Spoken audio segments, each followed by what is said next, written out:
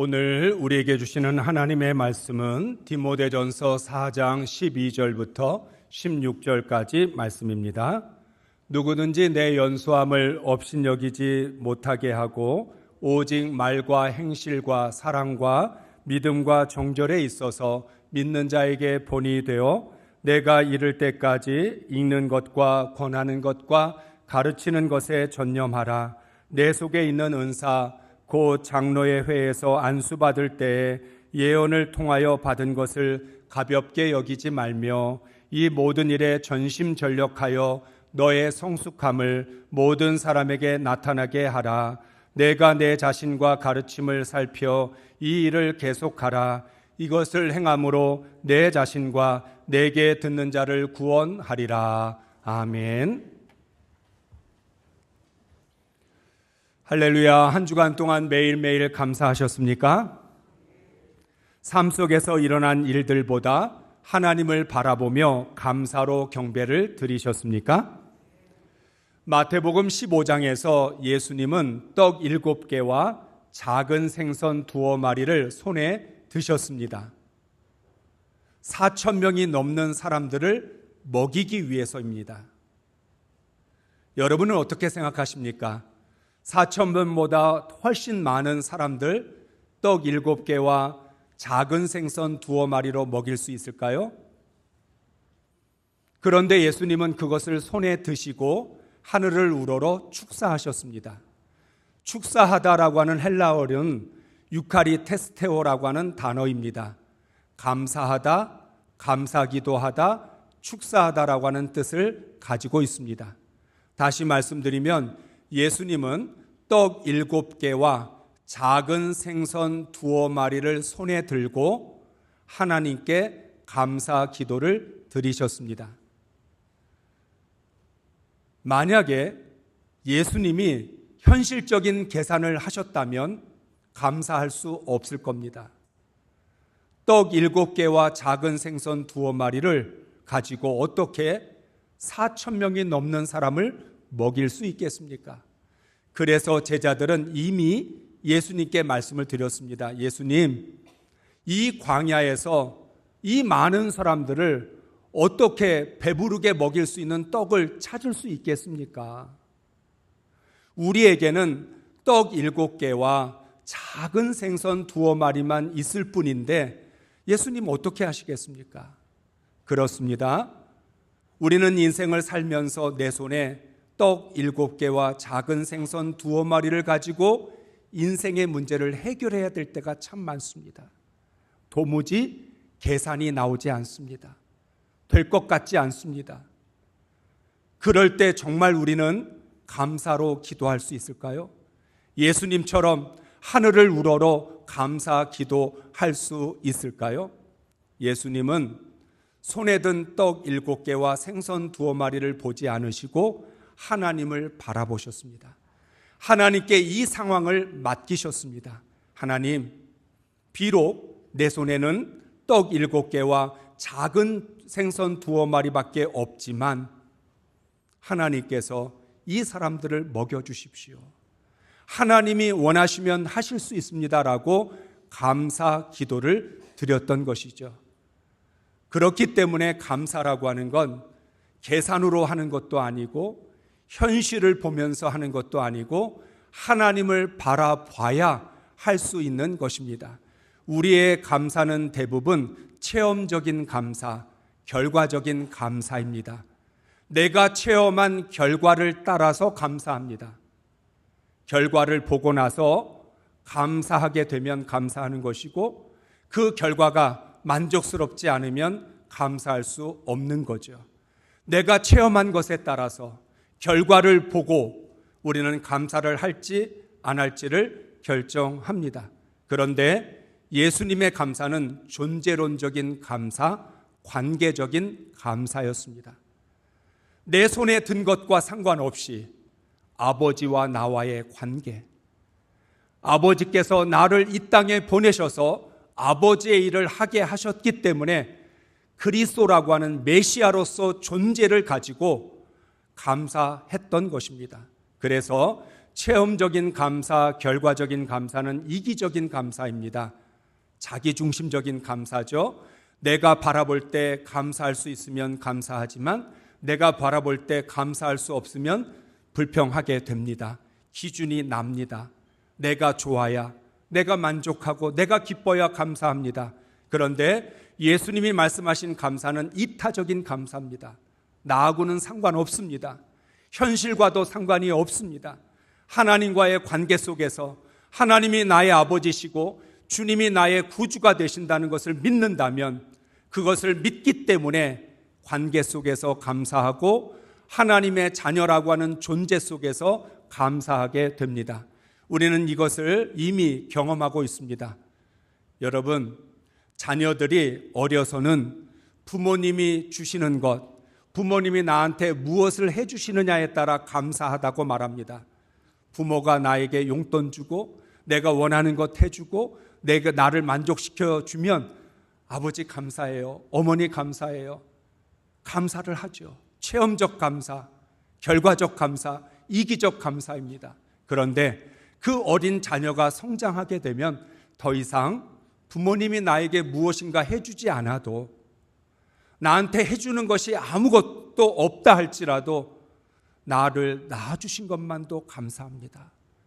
나의 아버지이신 것 감사하고 나의 어머니 되어주신 것 감사합니다. 그렇게 고백을 하게 되죠. 부모도 마찬가지입니다.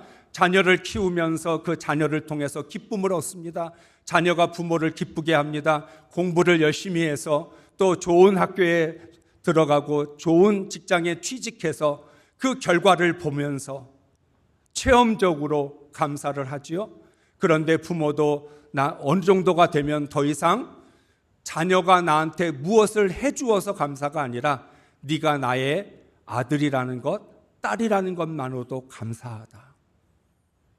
다시 말하면 자녀는 부모님이 나의 부모님인 것 때문에 감사하고 부모님은 네가 내 자녀라는 것 때문에 감사하다. 존재론적인 감사, 관계적인 감사, 이타적인 감사를 하게 되는 겁니다. 우리가 좋아하는 말씀, 항상 기뻐하라, 쉬지 말고 기도하라, 범사에 감사하라. 어떻게 범사에 감사할 수 있을까요? 존재론적인 감사를 하면, 관계적인 감사를 하면 무슨 일이 있든 어떤 상황이 벌어지든 감사할 수 있는 것입니다. 그러니까 범사에 감사하라고 하는 말씀은 더 이상 너의 감사가 체험적인 감사, 결과적인 감사에 머물러 있지 말고 이제 존재론적인 관계 속에서 하나님을 감사할 수 있는 그런 믿음의 사람이 되라고 하는 뜻인 거죠. 그러니까 범사에 감사할 수 있다라고 하는 건 내가 감사에 있어서 성숙해졌다, 하나님께 온전한 감사를 드릴 수 있다라고 하는 뜻입니다. 그런 의미에서 7월 한 달 동안 범사에 감사할 줄 아는 성도들이 되시기를 주의 이름으로 축복합니다. 우리는 4주 동안 이런 말씀을 들었습니다. 하나님을 예배할 줄 아는 성도, 영혼을 지킬 줄 아는 성도, 섬길 줄 아는 성도, 감사할 줄 아는 성도, 이 말씀을 들었습니다. 아마 여러분들은 이 말씀이 앞에서 들어왔던 요한서신과의 말씀과 무슨 관계가 있을까? 올해 우리 교회 비전은 하나님 보시기에 화목한 교회인데 이 네 가지 말씀이 화목이라고 하는 주제와 무슨 상관이 있을까 궁금하셨을 겁니다. 궁금하지는 않았을 것 같은데 궁금했다고 치고 이 네 가지의 말씀이 화목과 무슨 관련이 있을까요? 그것은 사람과의 관계보다 하나님과의 관계가 먼저 있기 때문입니다. 다시 말하면 사람과 화목하려면 하나님과 화목해야 합니다. 하나님과 화목한 사람이 사람과도 화목할 수 있습니다. 하나님을 예배할 줄 아는 성도가 하나님과 화목합니다. 하나님께서 나의 예배를 기쁘게 받으시면 하나님과의 관계가 바르게 세워집니다. 예배를 통해서 하나님과의 깊은 사귐을 가지면 영혼을 지킬 줄 알게 됩니다. 영혼을 지킬 줄 알아야 화목할 수 있습니다. 사랑하는 성도 여러분, 내 마음이 평안하지 않는데, 내 마음과 생각을 지키지 못하는데 다른 사람과 어떻게 화목한 관계를 맺을 수 있겠습니까?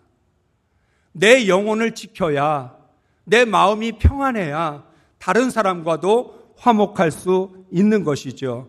그렇기 때문에 하나님을 예배할 줄 아는 성도가 하나님과 화목하고, 하나님과 화목한 사람이 자신의 영혼을 지킬 수 있고, 자신의 영혼을 지킬 수 있어야 다른 사람과도 화목한 관계를 맺을 수 있는 것입니다.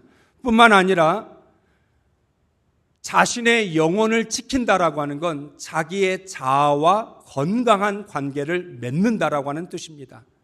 그러니까 하나님을 예배할 줄 안다는 건 하나님과 화목한 것이고, 영혼을 지킬 줄 안다는 건 자신과 화목한 것입니다. 그래서 하나님과 화목하고 자신과 화목하면 섬길 줄 알게 됩니다.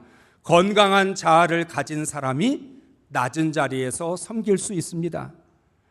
영혼을 지키고 있기 때문에 기꺼이 무릎을 꿇고 종이 되어 발을 씻어줄 수 있습니다.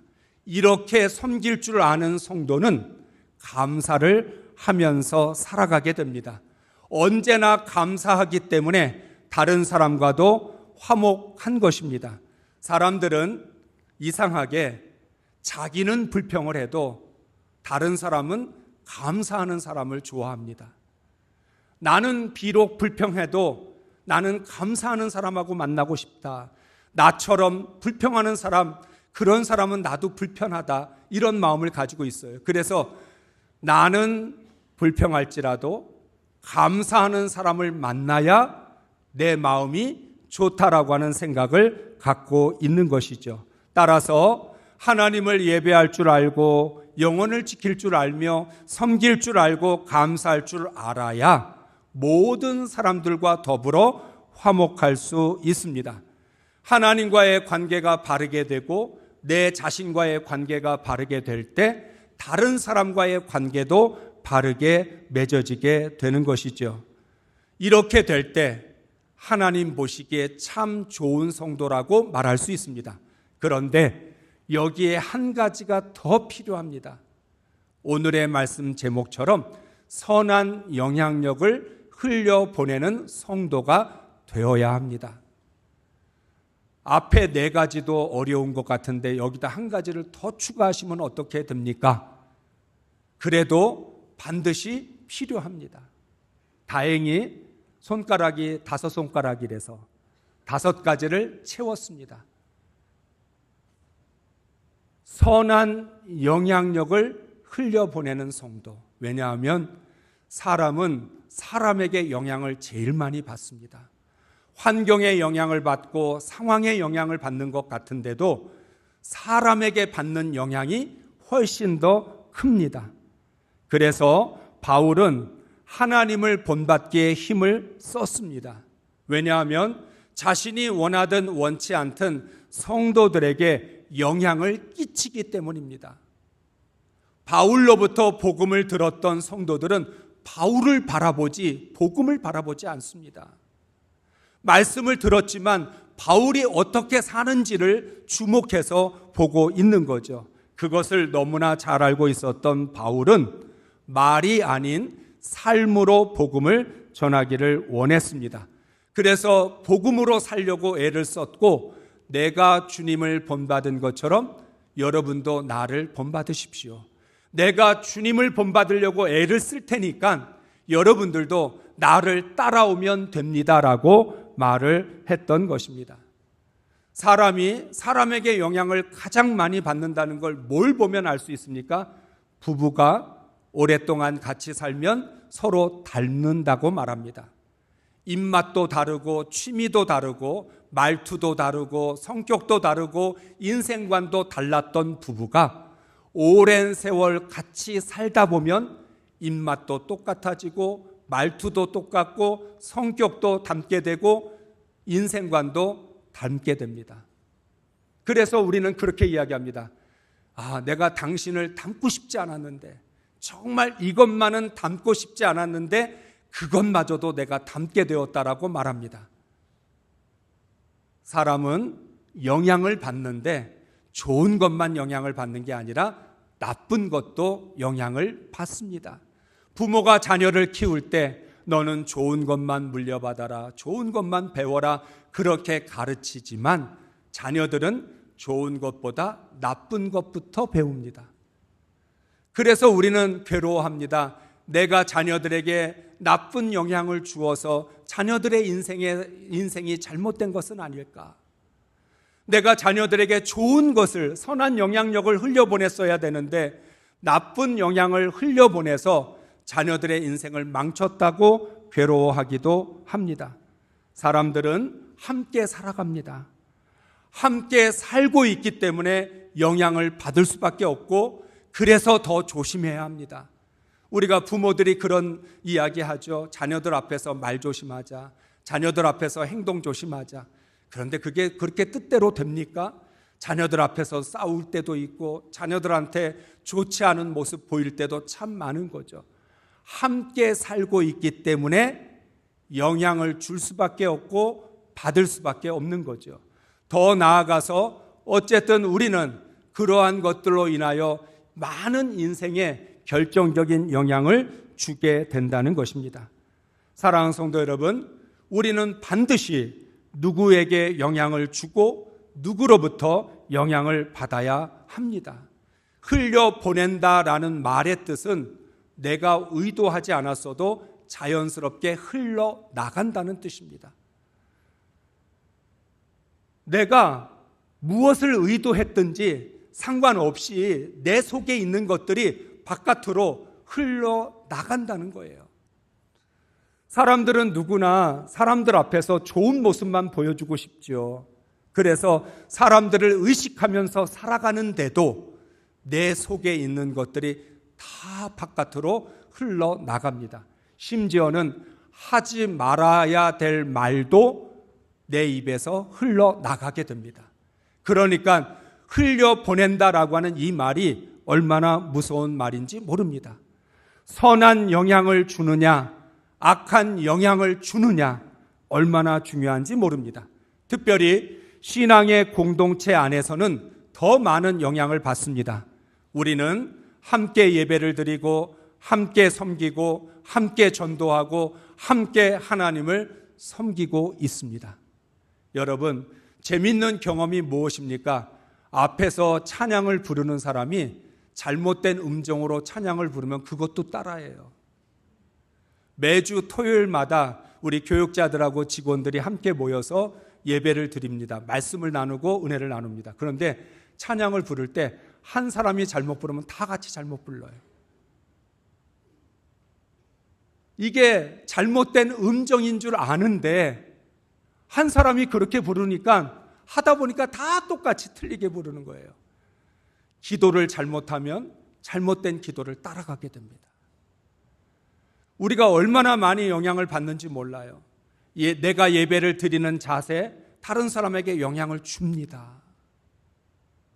그렇기 때문에 우리는 혼자 신앙생활을 하는 게 아니라 같은 신앙의 공동체 안에서 함께 어우러져서 신앙생활하고 있기 때문에 우리 한 사람 한 사람이 너무나 중요하다는 것입니다. 나 한 사람쯤이야 아무 상관이 없다. 여러분은 나 신경 쓰지 마요. 여러분은 여러분 하고 싶은 거 하세요. 나는 나대로 이렇게 하니까 나 따라 하지 마세요. 그렇게 한다고 해서 상관이 없는 게 아니라는 거죠.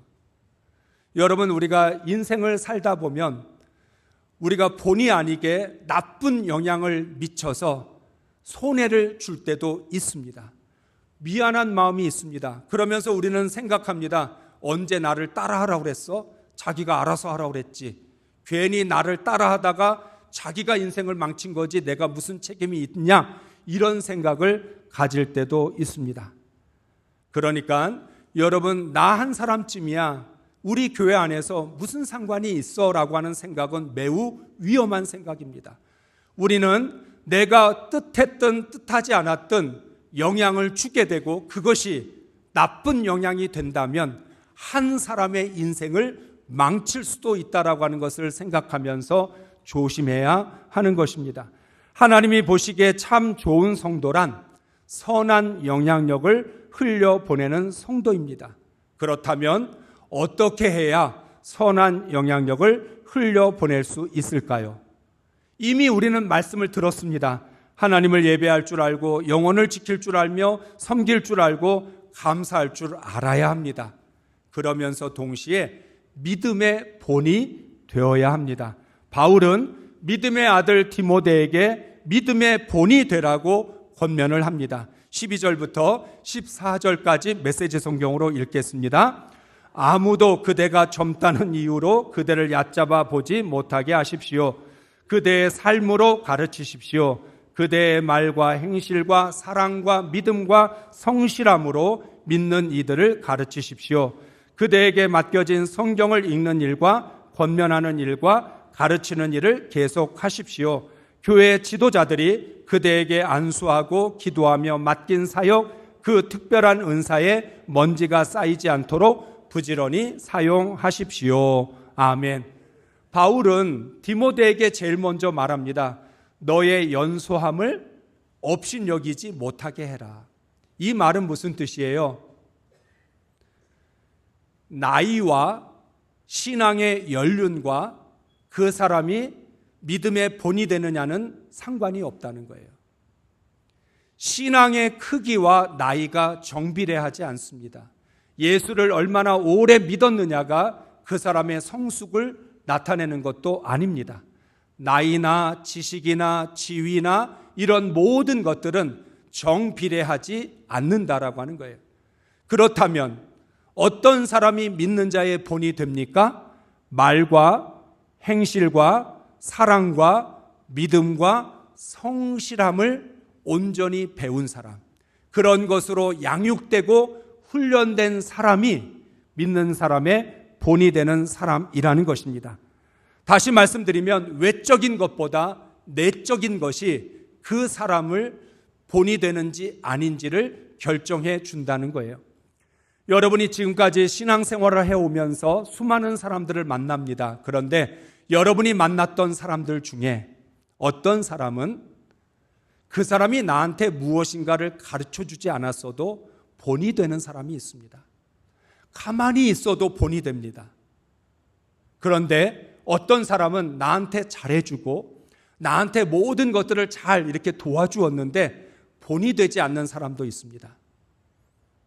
쉽게 말하면 나한테 아무것도 해주는 것이 없는데도 내가 저 사람을 본받고 싶다, 나도 저 사람처럼 신앙생활하고 싶다라는 영향을 주는 사람이 있고, 어떤 사람은 나한테 친절하게 하고 나한테 그렇게 잘해줬는데 나는 저 사람처럼 신앙생활하면 안 되겠다, 나는 저 사람을 본받으면 안 되겠다라고 하는 그러한 영향을 주는 사람도 있다라고 하는 거예요. 왜 그럴까요? 말과 행동에 의해서 결정이 됩니다. 말 한마디가 다른 사람에게 선한 영향력이 되는 사람이 있는가 하면 말 한마디가 다른 사람들에게 악한 영향을 주는 사람이 있다라고 하는 거죠. 사람은 말과 행동의 영향을 많이 받습니다. 사람이 사람에게 영향을 받는다는 말을 정확하게 말하면 사람의 말과 행동에 영향을 받는다라고 하는 거예요. 그러니까 여러분, 우리는 누군가에게 말 한마디 때문에 나쁜 영향을 주기도 하고 말 한마디 때문에 선한 영향을 주기도 한다는 거죠. 그래서 중요한 것은 이 말과 행동을 얼마나 잘 다듬느냐, 말과 행동을 얼마나 온전하게 고치느냐가 중요한데, 그 속에 믿음과 사랑과 성실함이 있어야 말과 행동이 본이 될 수 있다는 거예요. 뿐만 아니라 우리가 믿음의 본이 될 수 있도록 하나님은 우리에게 성경을 주셨습니다.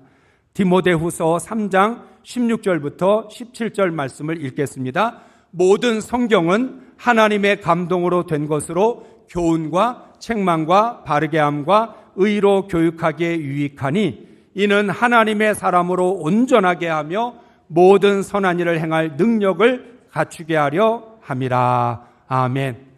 하나님이 우리에게 주신 성경은 우리를 가르쳐 주기 위한 은혜의 선물입니다.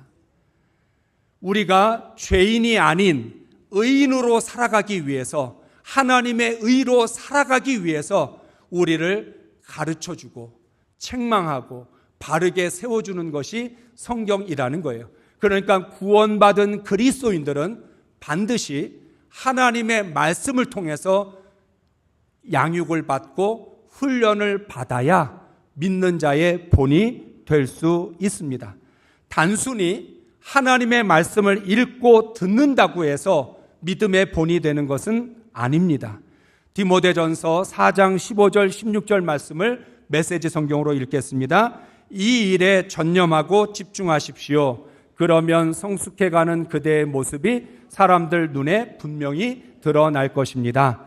그대의 성품과 그대의 가르침을 잘 살피십시오. 한눈 팔지 마십시오. 끝까지 힘을 내십시오. 그러면 그대는 물론이고 그대의 말을 듣는 사람들도 구원을 경험하게 될 것입니다. 아멘.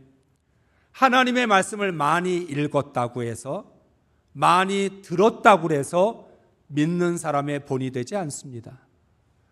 하나님의 말씀을 많이 읽고 들었다고 해서 그래서 나의 말과 행동이 고쳐지는 것 아닙니다. 어떻게 해야 된다고요? 하나님의 말씀을 가지고 내 말과 행동에 적용하고 그것을 구체적으로 가르치면서 교정을 해야, 나의 말과 행동을 교정해야만 우리가 믿는 사람의 본이 될 수 있습니다. 여러분, 요즘 우리가 건강에 대한 관심이 얼마나 많아졌습니까? 건강을 신경 쓰는 사람은 건강을 위해 시간과 물질과 노력을 투자합니다. 건강을 위해서 식단 관리를 하고 운동을 하고 자신의 삶을 규칙적으로 만들어 가면서 그렇게 노력을 합니다. 그러면 말씀으로 사는 사람들은 얼마나 말씀에 노력을 집중해야 될까요? 오늘 말씀처럼 전심전력을 다하라고 했는데 말씀을 들은 것만으로 되는 게 아니라, 말씀을 읽은 것만으로 되는 것이 아니라 내가 읽고 들은 말씀을 가지고 전심전력을 다하여서 그 말씀으로 내 말을 고치고 내 행동을 고쳐가야만 말씀으로 사는 사람이 될 수 있는 겁니다. 은혜로 사는 사람 은혜에 집중해야 되고요, 믿음으로 사는 사람 믿음에 집중해야 되고요, 복음으로 사는 사람 복음에 집중해야 합니다. 집중한다는 말은 전심전력을 해야 은혜로 살 수 있고 믿음으로 살 수 있고 복음으로 살 수 있다는 것입니다. 매일 건강을 위해서 노력하는 것처럼 매일 말씀을 읽고 들으면서 삶에 적용을 해야 합니다. 전심전력을 다해서 하나님의 말씀으로 가르침을 받아야 합니다. 하나님의 말씀 한 절 한 절로 나의 말과 행동을 수정해야 합니다. 나의 성품을 하나님의 말씀으로 고쳐야 합니다. 익숙하고 성숙해질 때까지 반복해야만 한다는 것입니다. 믿음의 본이 된다는 건 하나님의 말씀이 내 신앙과 인격에 완전히 스며들었다는 뜻입니다. 그래서 선한 영향력을 흘려보낸다라고 하는 말, 내 안에 선한 것이 있어서 내가 가만히 있어도 그 선함이 나를 통해 흘러나가고, 내 속에 있는 그 말씀이 가만히 있어도 말과 행동으로 흘려나가고, 그래서 많은 사람들에게 선한 영향력을 끼치게 된다는 것이죠. 그러니까 선한 영향력을 흘려보낼 수 있는 사람은 예수님을 본받은 사람, 믿음의 본이 되는 사람이 선한 영향력을 흘려보낼 수 있다는 거죠. 누군가를 가르치려고 하지 않아도, 예수를 어떻게 믿어야 되는지, 신앙생활을 어떻게 해야 되는지 말하지 않아도 내 안에 주님의 말씀이 있고 선함이 있고 복음이 있으면 그게 흘러나가서 다른 사람의 삶에 영향을 주게 된다는 것입니다. 우리가 한동안 제자 훈련을 열심히 받았던 그런 한국교회 때가 있었습니다. 그런데 제가 제자 훈련을 시작하면서 늘 그렇게 이야기합니다.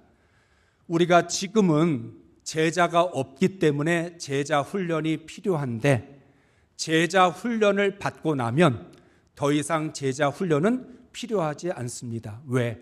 제자들을 보고 배우면 되니까. 그러니까 교회가 제자 훈련을 하지 않는 게 목적이 돼야 된다. 우리 모든 한 사람 한 사람이 주님의 제자로 살아가면 뭐하러 배울 필요가 있습니까? 그냥 걸어다니는 제자들을 통해서, 내 주변에 있는 그런 제자들로 통해서 선한 영향을 받으면 되니까. 그게 자연스러운데 우리는 계속 제자 훈련은 있는데 제자는 없습니다. 그러니까 제자 훈련만 하고 있지 제자가 없는 한국교회라고 하는 아이러니가 생기게 되는 거죠. 우리의 고개를 좌우로 돌려보면 모두가 다 믿음의 본이 되는 성도들만 있다면 우리는 자연스럽게 그 믿음을 배우고 복음을 배우게 될 것입니다. 하나님께서 우리를 구원하신 것은 나 혼자의 믿음을 지키라고 구원하신 것이 아닙니다. 선한 영향력을 흘려보내어서 다른 사람의 믿음의 본이 되라고 우리를 구원하셨습니다. 그러므로 나의 구원이 우리의 구원이 되어야 되고, 나의 믿음이 우리의 믿음이 되어서 서로에게 선한 영향을 끼쳐야 합니다. 우리는 선한 영향력을 흘려보내고 그것을 흘려받는 성도들이 되어야 합니다. 오늘의 시대는 믿음의 기초에서부터 흔들리는 시대입니다. 악한 영향력이 너무 많습니다. 그래서 우리는 선한 영향력을 볼 수 없고 악한 영향력만 차고 넘쳐서 내가 원하지 않아도 악한 영향력을 받게 되어 있습니다. 여러분들이 자녀들을 생각할 때 세상에 내보내는 게 두렵지 않습니까? 세상이 너무 악해져서 내 아이가 아무리 믿음을 지키고 말씀대로 살아가려고 해도 악한 영향력에 물들까 봐 걱정이 되는 시대입니다. 하나님은 이미 경고하셨습니다. 디모데후서 3장 12절부터 14절 상반절까지 말씀 읽겠습니다. 무릇 그리스도 예수 안에서 경건하게 살고자 하는 자는 박해를 받으리니 악한 사람들과 속이는 자들은 더욱 악하여져서 속이기도 하고 속기도 하나니 그러나 너는 배우고 확신한 일에 거하라. 아멘. 말씀하셨습니다.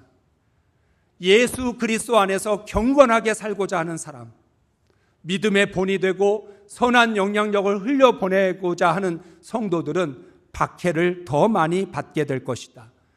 악한 사람들과 속이는 사람들이 더 악해지고 더 속여서 우리를 넘어뜨리게 될 것이다. 그러니까 이 시대에 배우고 확실한 일에 거하라.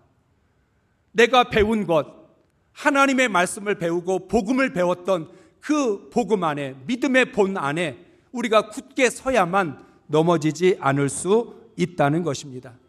오늘 우리가 이제 함께 부를 찬양, 성도는 믿음으로 산다라고 하는 찬양인데, 톨스토이의 소설에 사람은 무엇으로 사는가라고 하는 단편 소설이 있습니다. 그렇다면 우리는 무엇으로 삽니까? 성도는 무엇으로 살아야 될까?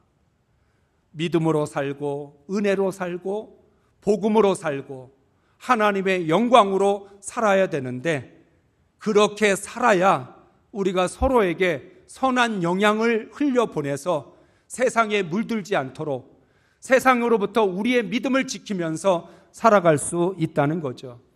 여러분, 우리 교회가 60주년을 맞이하면서 정말 이 지역사회에 선한 영향력을 흘려보내는 교회가 되어야 되지 않겠습니까? 그러려면 먼저 선한 영향력을 흘려보내는 성도가 있고 믿음의 본이 되는 성도가 있어야 세상으로 선한 영향력을 흘려보낼 수 있는 것입니다. 선한 영향력을 흘려보내는 성도들로 말미암아 우리 교회가 하나님 보시기에 참 좋은 교회가 될 수 있기를 주의 이름으로 축복합니다.